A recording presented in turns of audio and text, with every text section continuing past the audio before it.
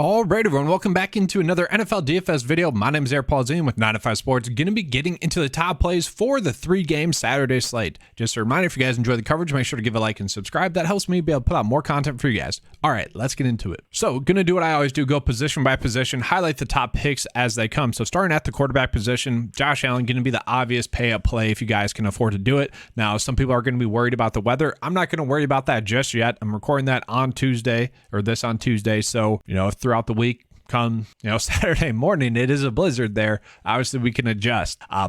And if that happens, then obviously we're probably looking at Miami defense and Buffalo defense. If we think the offensive production is going to be stalled out that much, then you're looking at the defenses, okay? If not, then you're just playing Josh Allen, okay? It's as simple as that. Gets the best matchup on the slate. Yes, he is priced that way, but going against Miami, that's a matchup that you do want to be targeting. Obviously, quarterbacks and receivers against Miami, that's highly appealing, okay? This game could potentially be a higher scoring game as well if the weather does cooperate. That's the big question on this game, around the slate, really. And that's going to be the deciding factor, I think, is what is the weather going to be. For now, I'm going to prepare for it to be good enough. Now, where else could we look? I could see a path in which you are playing Deshaun Watson. I don't love it, and I'm not saying go out of your way to play him, but on a 3-game slate, if you want to end up on Deshaun Watson about 15% of your builds, I'm fine with that. And the biggest reason why is total, guys. 48 opportunities, had 42 passing attempts and 6 rushing attempts. That's appealing to me. Did throw a touchdown, looked a little bit more settled in, and now he gets a matchup with Baltimore. Obviously, the matchup with Baltimore is a little bit more appealing. But for me, it's going to be tough not to play Matt Ryan. We just saw what Jared Goff did to the Minnesota Vikings, and we just saw what Mac Jones did to the Minnesota Vikings. And then if you watch Monday Night Football, you just saw what Mac Jones was like, okay? This defense sucks, okay? Maybe the last week was like a wake-up call against Detroit. Maybe, potentially. I doubt it, though.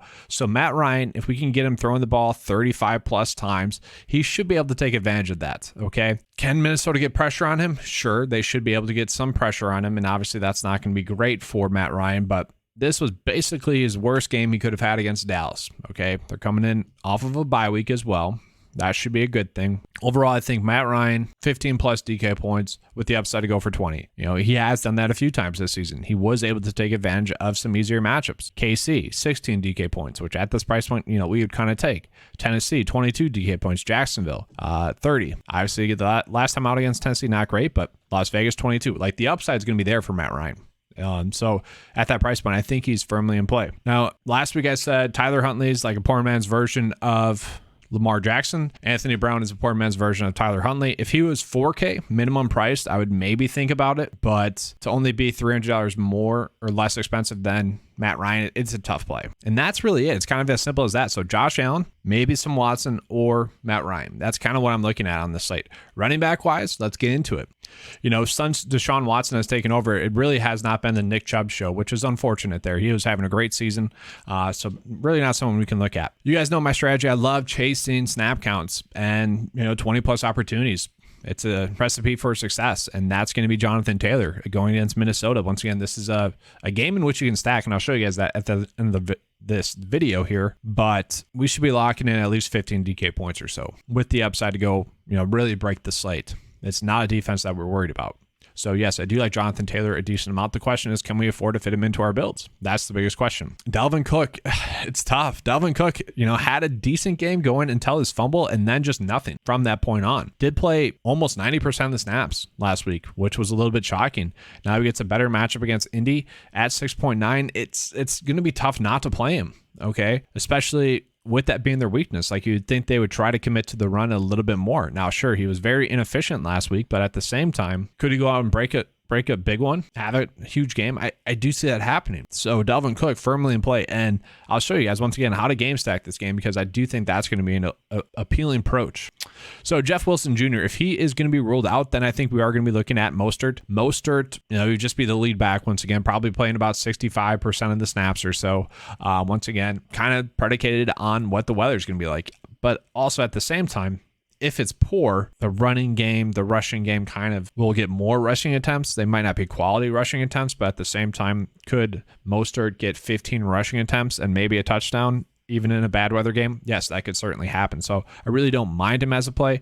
As it sits right now, I will be rostering him. And then from there, what was weird, guys, J.K. Dobbins both looked really good, but not good at the same time. It was weird. Like his stride length was different. And I think it was just more or less due to him not playing a lot, and then to have a bunch of big runs, it seemed like his legs were just kind of tightening up. They weren't as loose as they typically would be.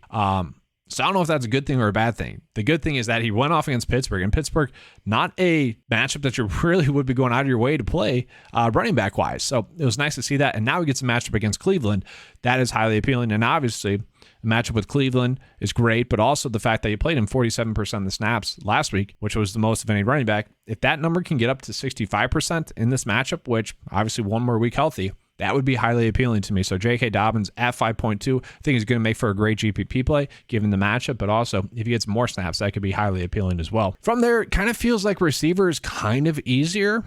Okay, like Justin Jefferson, if you guys want to play him, you can. Like, I'm not really too worried about the matchup. He's kind of proven to be matchup proof, so I don't know if we need to worry about that.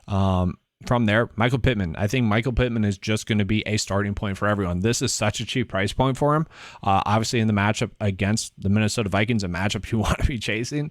Come on, like what's going on here? The targets should be there. They weren't there against Dallas, but you didn't really think they would be, or you didn't really think he would dominate against Dallas. I kind of expect him to have a great game.